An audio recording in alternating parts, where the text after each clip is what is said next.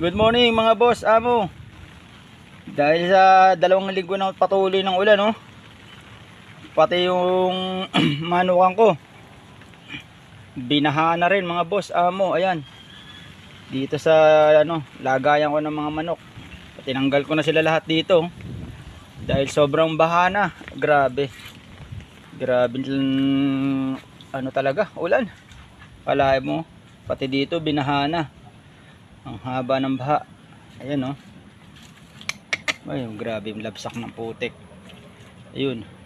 Oh. Ayan lang yan. Talagang climate change na. Talagang makalain mo, binabaha na tong lugar na to. Hindi naman to binabaha dati.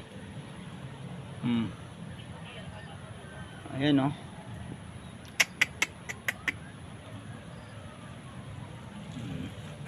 Kaya laging mag-iingat mga boss, amo. Lalo kung alam yung medyo mababa yung lugar nyo. Lagi nyo isip yung mga gamit nyo. Para kung sakali magpatuloy pa rin tong ulan na to. At ang sabi hanggang 1 linggo pa daw ata to. Grabe, oh.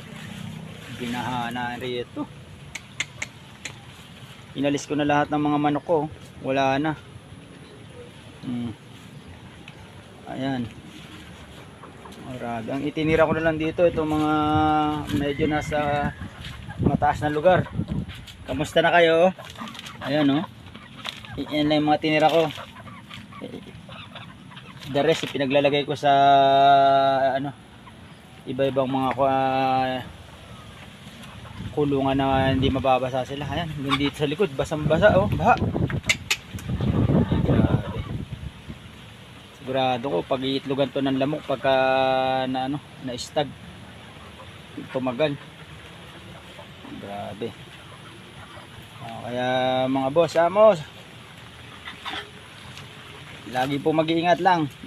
Lalo kung alam yung bahayin sa inyo. Ito mataas na lugar na nga sa akin, no? Naipunan pa ng nagbaha pa rin.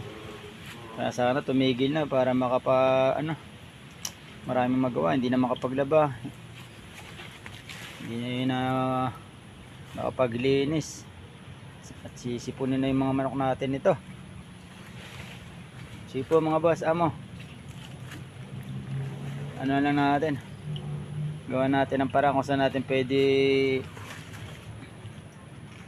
kaya ng malaki-laki na para makadaan yung mga tubig na ton at papamahayan to ng lamok.